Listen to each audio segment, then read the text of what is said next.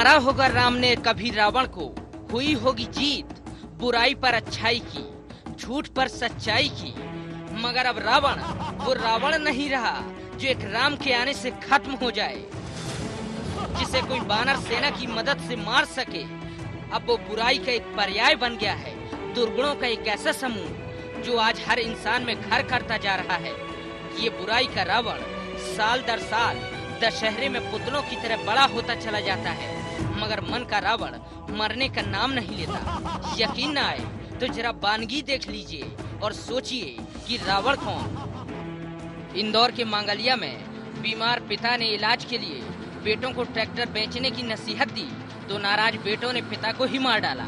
नरसिंहपुर में नौकरी के नाम पर एक विधवा का कई महीनों तक शारीरिक शोषण किया जाता रहा। जबलपुर में अमखेरा इलाके में पति ने पत्नी को केरोसिन डालकर आग के हवाले कर दिया।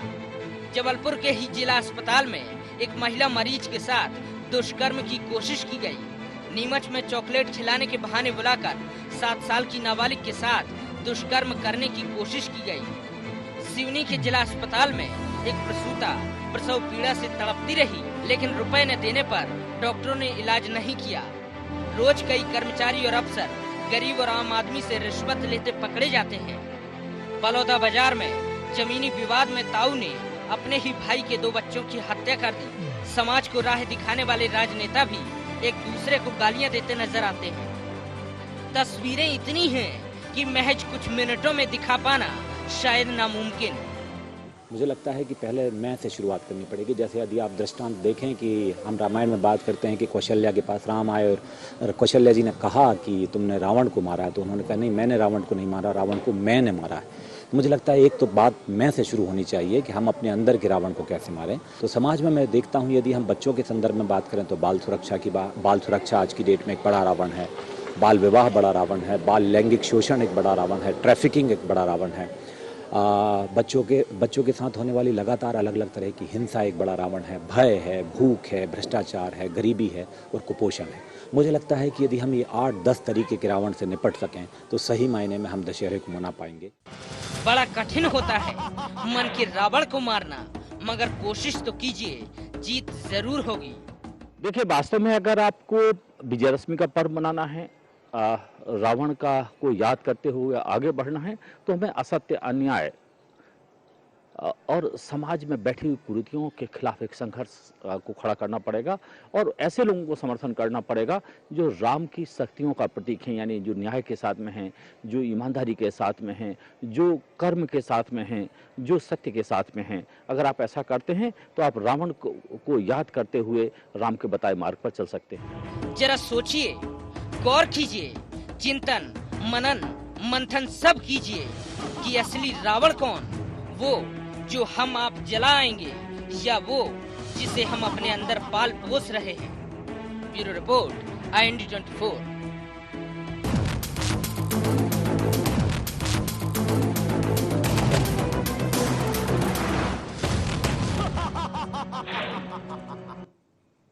नमस्कार, IND एजेंडा में आपका स्वागत है। मैं हूं आपके साथ नवीन पुरोहित। आप समस्त देशवासियों को, प्रदेशवासियों को विजयदशमी की बहुत बहुत शुभकामनाएं।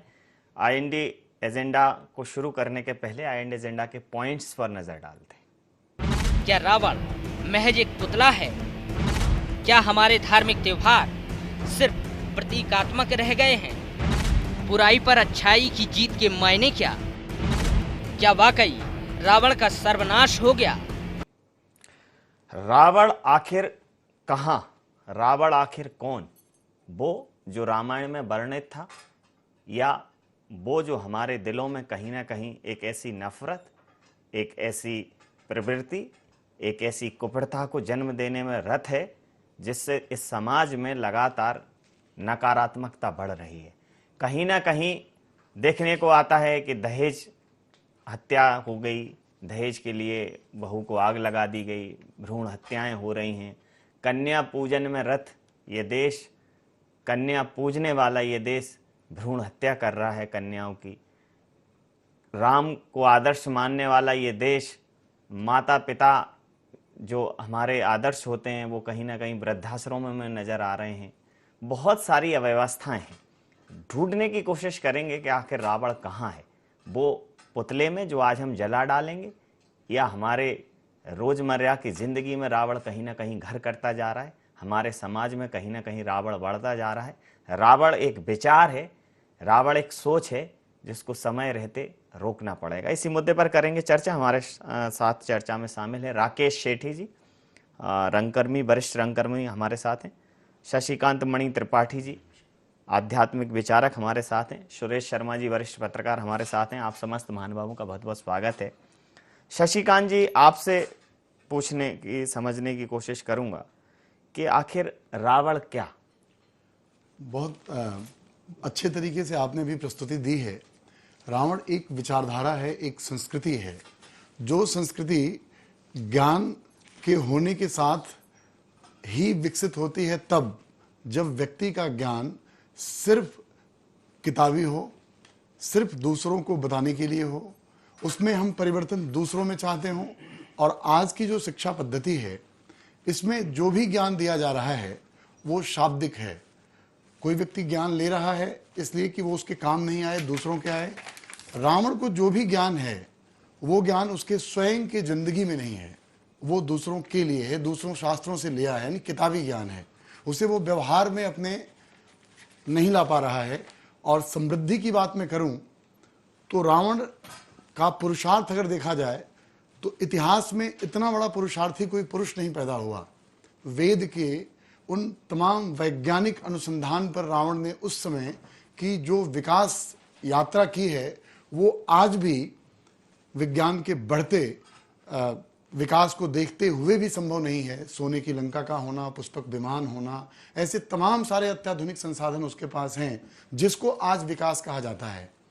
लेकिन दुर्भाग्य देखिए कि इन सारे साधनों के साथ वो व्यक्ति केंद्रित है, उसकी पूरी ऊर्जा अपने और अपनों तक लगी हुई है, उससे ऊपर वो सोच नहीं पाता, जिसकी वजह से ये सारे संसाधन उसके विकास नहीं बल्कि उसके विनाश के कारण बन गए। तो ऐसे में शिक्षा का जब तक बोधात्मक प्रयोग नहीं होगा, जब तक शिक्षा बोध के साथ जीवन में नहीं आएगी, तब तक निश्चित ही रावण को मारना या रावण को जलाना महज एक प्रतीक बन के रह जाएगा। क्योंकि अगर हम बात करें राम और रावण की शिक्षा की, बात करें दोनों के नाम राशियों की, बात करें दोनों के आराध्य की, तो ये सब एक हैं। रावण के भी आराध्य भगवान शंकर हैं, राम के भी आराध्य भगवान शंकर हैं। राम और रावण की राशि एक है, दोनों ने उन्हीं शास्त्रों को पढ़ा, दोनों का विकास उसी ज्ञान के साथ हुआ। लेकिन व्यक्तित्व में कितना फर्क है इस बात को देखिए। आज की शिक्षा पद्धति मैं समझता हूं ज्ञान के प्रचार प्रसार में तो सहयोगी है, लेकिन व्यक्ति के व्यवहार और व्यक्ति के व्यक्तित्व के विकास में निश्चित तौर पर कहीं न कहीं अक्षम साबित हो रही है, जिसको अभी आपने अपने इस एजेंडा के कार्यक्रम में बड़े बड़े रूपों में दिखाया है। साक्षरता दर बढ़ी है, लोग संपन्न हुए हैं, उसके बाद भी जो घटनाएं घट रही हैं वो मानवता की चित्कार से भरी घटनाएं हैं और मानव पीड़ित है।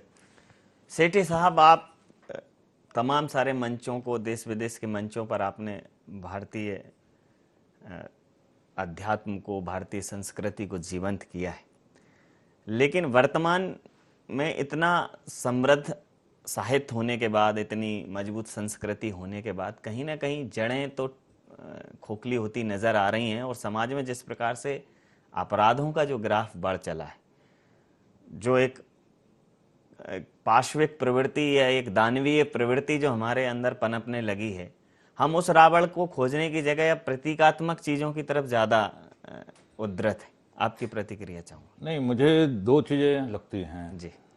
अव्वल तो ये कि ये मिथक बहुत गहरे तक है। जो रावण शब्द है वो अपने आप में एक तरह का हमें जो है खलनायक का बोध देता है या बुरे आदमी का बोध देता है। तो दरअसल आप बहुत ध्यान से देखें इस पूरी दुनिया में, अपने हिंदुस्तान के रूप में हम बात करें तो आप पाएंगे कि बहुत सारे लोग बहुत अच्छे हैं, लगभग 90% से ऊपर लोग अच्छे ही हैं। जी जी। आप कहीं आप नजर डाल लीजिए जी। आप जो ये विचार है विजयदशमी का, आप साउथ से लेके नॉर्थ तक और ईस्ट से लेके ये सभी जगह पे पूरे देश में जो है, जो ये पर्व दशकों से, सदियों से मनाया जा रहा है और पूरे उल्लास के साथ मनाया जा रहा है, वो कौन लोग मना रहे हैं? वो दरअसल अच्छे लोग मना रहे हैं। जो अंदर से भीतर से भावुक हैं, उनके भीतर की इंसानियत अभी जिंदा है। वो बहुत मुट्ठी भर लोग हैं जो खराब हैं। अब दिक्कत यह है कि वो जो अच्छे लोग हैं उन्हें वो स्पेस उतना नहीं मिलता है जो बुरे लोगों को मिल जाता है। इसलिए वो सेंटर पॉइंट बन जाते हैं कि ये आदमी खराब है, ये रावण है। रहा सवाल भीतर के रावण को मारने का, तो हर आदमी में एक रावण तो मौजूद है, क्योंकि जो 9 रस हैं, 9 गुण हैं, तो एक थोड़ी बहुत बुराई मुझ में होगी कहीं ना कहीं। मैं उसे मारने की कोशिश करूं तो कोई खराब आदमी, कम खराब आदमी कुछ अच्छे आदमी के रूप में कैसे तब्दील हो, तो मुझे लगता है कलाओं से ज़्यादा बेहतर कोई चीज़ नहीं है। अब दिक्कत यह है कि हिंदुस्तान में जैसे पढ़ने लिखने की सुविधाएं, तो लाइब्रेरी नहीं है, तो पुस्तकालय हिंदुस्तान भर में होने चाहिए। हमारे यहाँ कलाओं और संस्कृति का हिंदुस्तान में बजट जो है बहुत छोटा सा है ना। आप कलाओं को पाठ्यक्रम का विषय बनाएं, आप वो किया जा सकता है कि जैसे एक चीनी कहावत है कि आप जितना किताब पलट के समझ सकते हैं उससे अधिक कहीं करके समझ सकते हैं। तो अगर कोई रंगमंच जो है, रंगकर्म किसी पाठ्य का हिस्सा है, तो बच्चा वहाँ कर रहा है। अब किसी कला से जुड़ने से क्या होगा कि उसमें संवेदना जुड़ेगी, भावुकता जुड़ेगी, आदमी को समझने की उसमें पावर बढ़ेगी, तो वो सब अच्छे इंसान होने के गुण हैं। उसके बाद भी मैं इस बात पे कायम हूँ कि हमारे मुल्क में एक बहुत बड़ी तादाद, आप रेल में सफ़र कर लीजिए, आप खदान चले जाइए, आप खेत खलिहान चले जाइए, आपको अच्छे लोग ही ज़्यादा मिलेंगे। और ये एक मैं इसे बहुत आशावादी रूप में देखता हूँ कि अच्छे लोगों की संख्या आज भी ज़्यादा है। निश्चित रूप से अच्छे लोगों की संख्या ज़्यादा है, लेकिन अच्छे लोग या तो सक्रिय नहीं हैं, या सक्रिय हैं तो उस दिशा तक सक्रिय नहीं है जिसका जो है कोई नतीजा निकले। जो दर्पण नयन जला डाले उससे क्या आंखें चार करे, और उसको हंसकर अपनाए क्यों जो गलत व्यवहार करे। विष को विष कहकर पी जाए क्यों सुधा समझकर प्यार करे। कम से कम अच्छे लोग इतनी अच्छी बात अगर करने लगे समाज में कि ये गलत है, ये ठीक नहीं है, इससे हमारी सहमति नहीं है, तो शायद जो फुटेज उस रावण को मिल रहा है वो राम को मिल जाए, या राम के चरित्र को मिल जाए।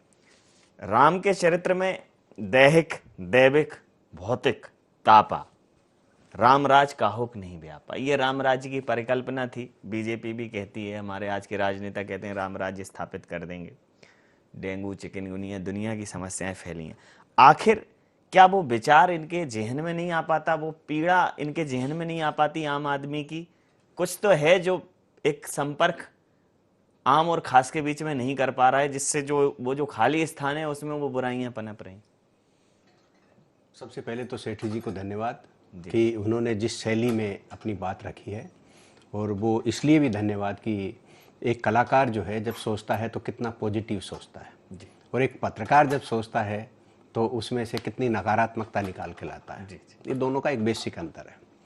लेकिन यहाँ समाज दो हिस्सों में है, और जब हम एक साहित्यिक बौद्धिक चर्चा कर रहे हैं तब जो है ये देखना पड़ेगा कि समाज दो हिस्सों में है, और दो हिस्से वो हैं जो एक सेठी जी कह रहे हैं वो, और एक जो हम लोग कहते हैं वो। यानी कि जिसके पास एग्जीक्यूशन की क्षमताएं हैं उसमें रावण का प्रवेश ज़्यादा है। ठीक बात। और एक वो है जो समाज में है, समाज का हिस्सा है, उसमें रावण नहीं है, या रावण जो है वो कुछ प्रतिशत में है जिसका वो उपयोग भी नहीं कर पाता। जी जी। इसलिए आप जितने भी प्रकरण देखेंगे वो या तो संरक्षित लोग मिलेंगे या संपन्न लोग मिलेंगे। संपन्न से आसे पॉलिटिकली संपन्न। जी जी। तो यहाँ जहाँ जो है या अधिकारी वर्ग के लोग मिलेंगे। आप भ्रष्टाचार को देखिए, कुपोषण को देखिए, जिन शब्दों का आपने इस्तेमाल किया, यदि ये सब चीजें आती हैं सामने तो यहाँ जो है सामान्य व्यक्ति नहीं। सामान्य व्यक्ति तो रेलवे स्टेशन पर प्याऊ लगाता हुआ आपको मिल जाएगा कि वो निकलेगा निःशुल्क पानी है, लीजिए आप पीजिए पानी। कई अस्पतालों में अंदर आपको भोजन बांटते लोग मिल जाएंगे। ये एक्चुअल भारत है ये। और इस वास्तविक भारत में, और जब हम बुराइयों के निराकरण की ओर जाते हैं, एक बात और आपको ध्यान दिलाना चाहता हूं मैं कि ये सब आयोजन समारोह बनते जा रहे हैं। और जब हम समारोह से बाहर निकल करके सोचेंगे, क्योंकि समारोह के बाद क्या होता है उसकी कल्पना करें। बिल्कुल ठीक बात आप, क्योंकि मैं भी यही सोचने की कोशिश कर रहा हूँ कि अभी जैसे अपने यहाँ भी नव दुर्गाओं का आयोजन हुआ और 9 दिन जो लोगों ने मतलब बहुत बेहद वहाँ मेहनत की, दिन रात एक किया, पसीना बहाया, बाकी के 356 दिनों में उनमें से 9 दिन भी लोग उन 9 दिन जगहों पे जितना नहीं जाए। 9 दिन जितना यदि मान लो 365 दिन में बांट के भी कर लें तब भी काम चल जाएगा। आप बिल्कुल सही कह रहे हैं। लेकिन इस 9 दिन के बारे में मैंने एक विश्लेषण निकाला है जो शायद आपको अच्छा लगेगा कि 9 दिन में जो मैंने भोपाल को देखा है, क्योंकि जब मैं कोलार से चलकर यहां तक आता हूं तब मुझे ये समझ में आता है कि इतनी जगह हवन हुआ है, इतनी जगह जो है मंत्रोच्चार हुआ है जी। ये हमारे पर्यावरण की शुद्धि के लिए एक बड़ा साधन है जी। एक समय था जब हम अपने पर्यावरण को शुद्ध रखने के लिए हवन करते थे, लेकिन अब हवन जो है वो हमारे लिए जो है बहुत पिछड़ापन का कारण हो गया और 16वीं सदी की बात हो गई। और ये सब चीजें जो हमारी छूटती जा रही हैं, तब फिर चिकनगुनिया पैदा हो जाता है, तब ये चीजें पैदा हो जाती। आप अजीब सी बात देखेंगे कि यदि आप आरती कर रहे हैं, जब आप आरती कर रहे हैं और उस आरती में आपने यदि कपूर का उपयोग कर लिया तो आपके यहाँ चिकनगुनिया का प्रभाव खत्म हो जाएगा। जब ये बातें हमारे समाज के जो रचनाकारों ने जोड़ी थी, मैं वही कहना चाह रहा हूं जो सर ने कहा था पहली बार कि जो हमारा आध्यात्मिक, धार्मिक, सांस्कृतिक पक्ष है, क्या वाकई में हमारे जो वर्तमान के आयोजन और प्रयोजन हैं वो उन सब विषय वस्तुओं पर केंद्रित हैं? क्या वाकई में इन व्यवहारिक पक्षों पर इन आयोजनों में चर्चा हो रही है? क्या वाकई में हमारे सांस्कृतिक पक्ष को प्रबल करने का, मजबूत करने का प्रयास किया जा रहा है? जैसे आपने कहा कि ये जो हवन है या जो पूजन है, जब तक ये हमारे आचरण में धर्म प्रदर्शन का विषय नहीं है, धर्म आचरण का विषय है, पर उपदेश कुशल भी होते रहे। अब जो उपदेशक हैं वो हैं आधे घंटे हवन पूजन करा गए चले गए, लेकिन अगर वो हमारे जीवन में सिर्फ आधे घंटे है तो फिर वो हमारे लिए बहुत तकलीफ देह, बहुत समस्यादायक, पीड़ादायक भी है। वो एक चीज देखिए क्या होता है कि पिछले कुछ दशकों से जी, यदि हम ज्यादा अधिक समय तक नहीं सोचें तो पिछले कुछ दशकों की बात यदि हम करते हैं तब हम एक चीज पाएंगे कि जो हमारा मूल कल्चर है, हमारी मूल संस्कृति है, उस मूल संस्कृति को जो है हमने और पीछे करने का प्रयास किया है। और पीछे करने का प्रयास से तात्पर्य शुद्ध रूप से ये शुद्ध रूप से हमारा तात्पर्य ये है कि यदि जो भारत का जीवन पद्धति है जिसे सुप्रीम कोर्ट तक ने डिफाइन किया है बाद में, वह जीवन पद्धति यदि हम 50% भी अंगीकार कर लें तो ये जो बुराई है रावण की, ये हमको बहुत कहने की आवश्यकता नहीं पड़ेगी, क्योंकि हम उससे परे हटते जितने जा रहे हैं उतना रावण घर करता जा रहा है। आपकी बात पर प्रतिक्रिया ले लेता हूं। शशिकांत जी, आपने जैसे पहले कहा था कि चूंकि हमारे देश का अपनी एक तासीर है, तो जो हमारी बौद्धिकता थी, जो हमारी सांस्कृतिक विरासत थी, कहीं ना कहीं समय के साथ उसको हम अपडेट तो नहीं कर पाए, चूंकि वो हमारी शिक्षा पद्धति में भी शामिल नहीं है और हमारे रोज के जीवन में भी शामिल नहीं है। तो चाहे रामायण का पाठ हो, चाहे सुंदरकांड का आयोजन हो, चाहे शास्त्रार्थ हो या कोई अन्य त्योहार, वो सब एक विशिष्ट श्रेणी में रख के प्रदर्शन का विषय बन गए। चूंकि प्रदर्शन है तो वो हमारे न जेहन में रह पाते हैं, न हमारी जिंदगी में रह पाते हैं, और उनके जो फिर मूलभूत जो लाभ होने चाहिए था उनसे हम वंचित हैं और उनकी समझ से भी लगभग वंचित हैं। आपकी प्रतिक्रिया चाहूंगा। देखिए, इसमें थोड़ा सा मैं पहले आध्यात्मिक पक्ष को बताना चाहूँगा। अध्यात्म शब्द को लोगों ने धर्म से जोड़ लिया, पूजा पाठ से जोड़ लिया, ईश्वरीय आराधना से जोड़ लिया, जबकि सीधा उसका संबंध था हमारे जीवन से, क्योंकि मनुष्य इस जगत में एकमात्र ऐसा प्राणी है जो सिर्फ देह और मन तक ही नहीं जी सकता। क्योंकि योग दर्शन कहता है कि हमारे पास 5 शरीर है, भौतिक शरीर, मानसिक शरीर, भावनात्मक शरीर और आत्मिक शरीर। जितने भी संसाधन हैं वो हमें भौतिक और मानसिक शरीर तक ही विकसित करते हैं। ज्ञान के जितने भी साधन हैं जो बाहर से आते हैं, ध्यान रखिएगा, चाहे वो प्रमाण से आए, चाहे वो विपर्यय से आए, चाहे वो विकल्प से आए, चाहे वो स्मृति से आए, जब भी बाहर से कोई चीज आप सीखेंगे तो निश्चित ही ज्ञान के जिन करणों के माध्यम से सीखेंगे वो करण आपकी इंद्रियां होंगी और मन होगा। इससे अधिक आप सीख नहीं सकते। ये सब फिजिकल और मेंटल लेवल तक आपको विकास देगा।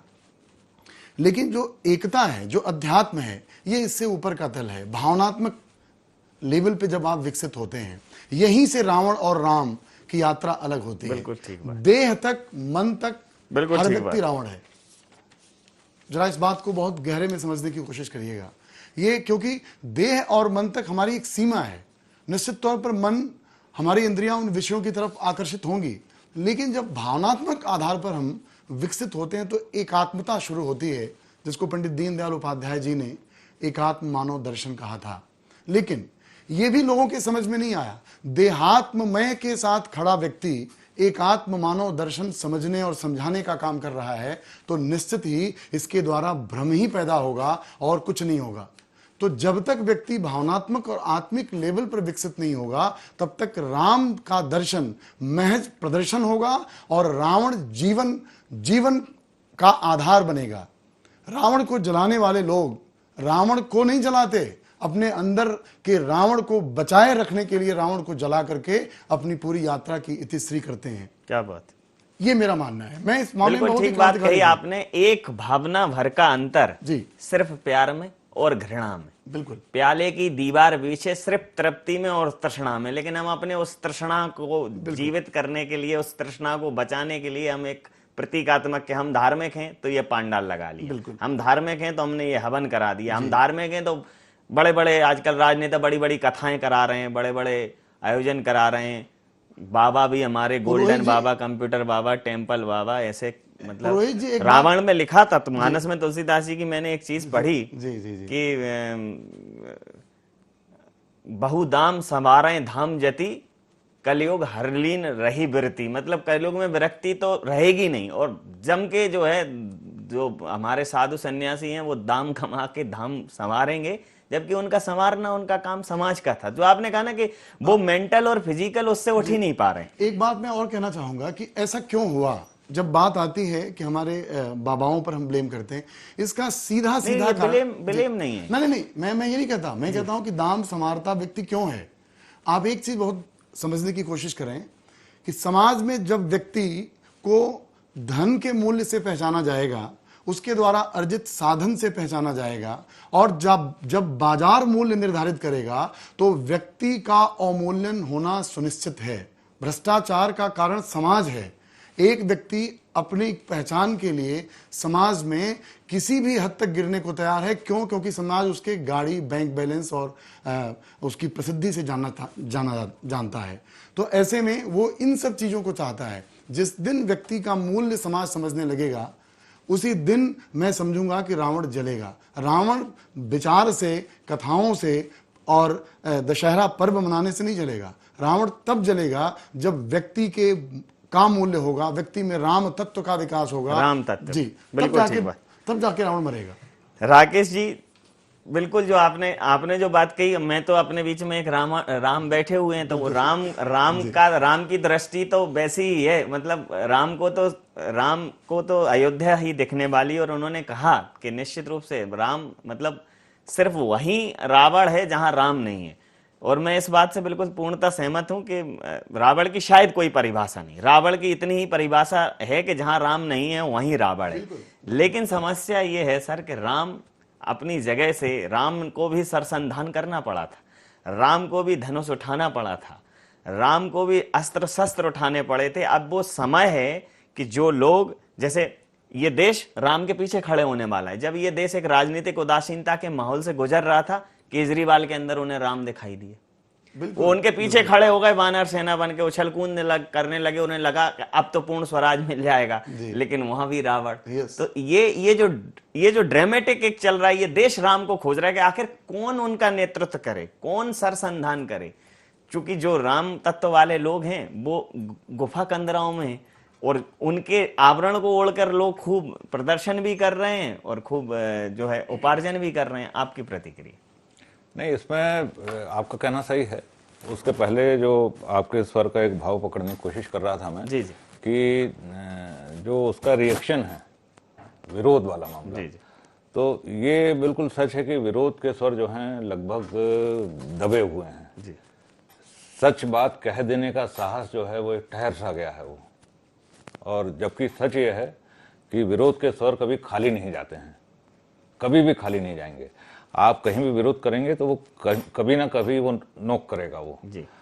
अब दिक्कत ये है कि जो आम आदमी है, जो जिसके भीतर जो है रावण जो है बहुत ही सूक्ष्म है, क्योंकि रावण तो हर आदमी में है, नहीं तो वो राम हो जाता है। और राम कोई मिला नहीं, मुझे तो कहीं नहीं मिला, शायद आपको भी नहीं मिला होगा। तो हर आदमी के भीतर उसका जो रावण है, उसका जो रावण है वो थोड़ी सी 1 किलो शक्कर ज्यादा मिल जाए, मिट्टी का तेल मिल जाए, कटियां डाल के लाइट जला ले, थोड़ी सी खाद ज्यादा मिल जाए, नेताजी से 2 बोरियां ज्यादा लिखवा ले, उसका रावण ही है। वो कोलगेट जैसे बड़े घोटाले नहीं करता, वो 2G 3G स्कैम नहीं करता, वो 4 घोटाले नहीं करता, उसका रावण बहुत सूक्ष्म है। बिल्कुल ठीक कहा आपने। तो अब वो जो है उस रावण को और सूक्ष्मतम करने के लिए वो जो है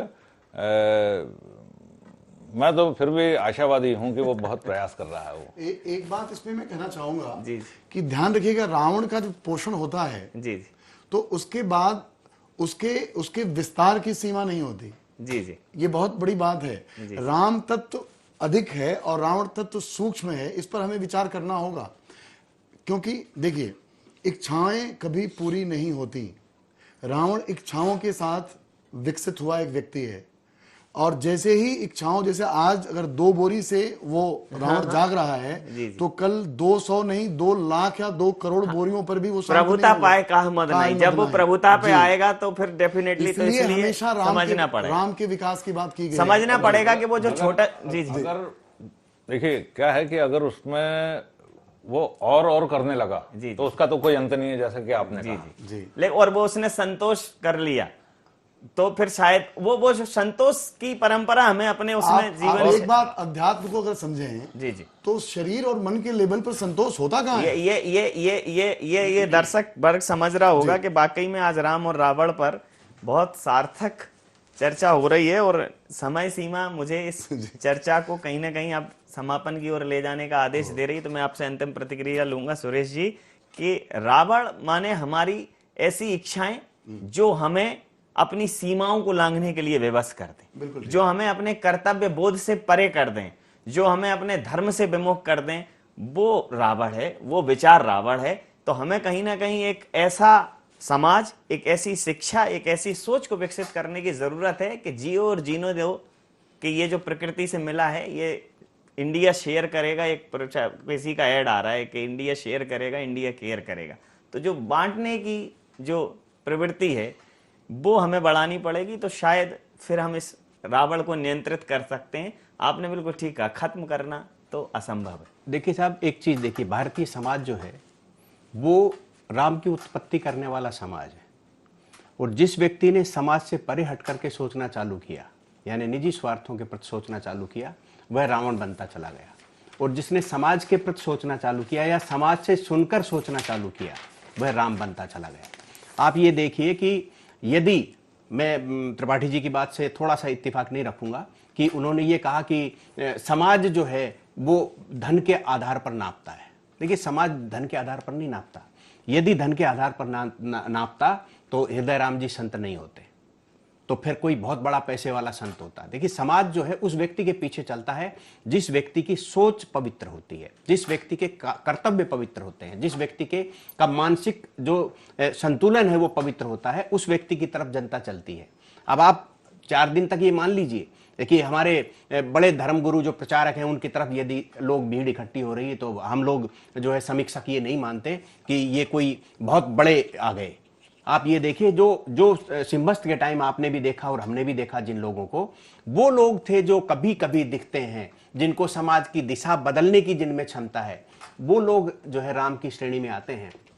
लेकिन रावण शब्द जो है, यदि श्रीलंका के रावण से उठा करके यदि हम लेकर के आ रहे हैं, यह भी एक वैचारिक दोष है, और उस वैचारिक दोष पर भी आज या आने वाले समय में समाज मंथन करेगा।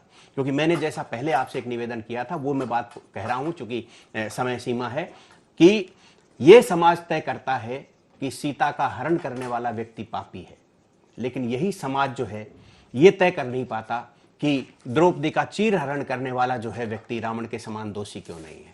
ये बात आपने बिल्कुल सही कही थी, मैं आपकी बात से सहमत हूं कि मंडन उसी का होता है जिसकी महिमा हो। चलिए, आप सबका बहुत बहुत आभार, बहुत बहुत धन्यवाद इस चर्चा को इतना सार्थक बनाने के लिए। तो निश्चित रूप से राम और रावण को समझने की जरूरत है, और ये जो जीवन है, ये जो समाज है, ये रावण का मकान है, ये आंसू निवास करते रहते हैं। राम कहां पर, ये आसपास पूछो, हंसकर नहीं मिलेगा राम दूसरों के ऊपर, ये दूसरों के दुख में होकर उदास पूछो, और कस्तूरी मृग तुम ही हो, रावण और राम तुम्हारे भीतर, अपना पता स्वयं तुम खुद से ही काश पूछो। हमें आत्मचिंतन करने की जरूरत है कि कहीं हमारा रावण अनियंत्रित तो नहीं हो रहा है, कहीं हमारी इच्छाएं, कहीं हमारा पद, कहीं हमारे अधिकार अपने कर्तव्य की सीमाओं को तो नहीं तोड़ रहे हैं। जिस दिन हमने रावण को नियंत्रित कर लिया, निश्चित रूप से रावण दहन हो जाएगा। पुनः विजयदशमी के आप समस्त प्रदेशवासियों को, देशवासियों को बहुत बहुत शुभकामनाएं। IND एजेंडा में इतना ही। आप बने रहिए IND 24 के साथ और देखते रहिए IND 24। नमस्कार।